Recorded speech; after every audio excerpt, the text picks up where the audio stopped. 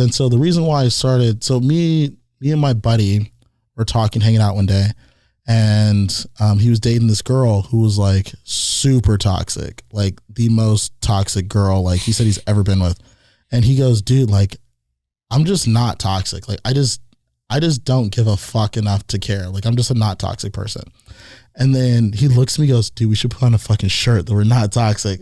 And I said, I mean, all right, let's do it. And then the brand is born. The brand is born. And then the cool thing about this, and the reason why I want to get into clothing, was because I know a lot of people, and people can't necessarily support like my like business, right?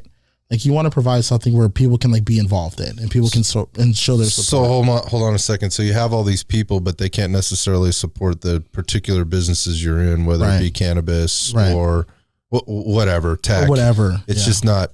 I love you, Mike, and if you were into this business over here, I'd eat at your restaurant every day, right? You know, or whatever. But that's not the case. Okay, so I see where you're going with this. So because it's like what's something that people do every day? Like, they wear clothes, like they do certain things.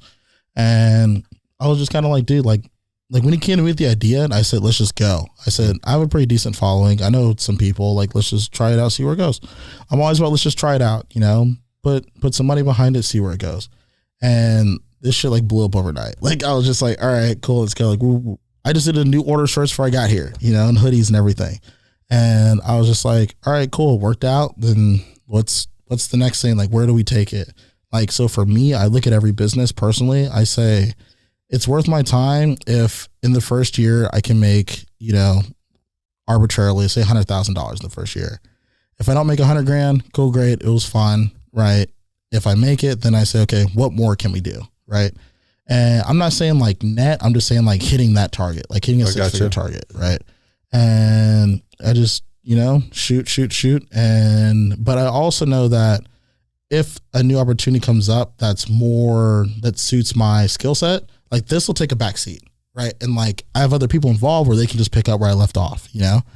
And I always teach somebody like, hey, here's how we're doing it. Here's our vendors. Here's who we're doing this for. Here's our inventory list, like all this stuff. So if anything happens to me, like, shit gets taken care of, you know? But this was just really just to other people can just be involved. Like, you know, that's the reason why you have Red Dot Fitness. Right. Like, hey, I want to rock Red Dot Fitness stuff everywhere I go. You know what I'm saying? So then it makes sense.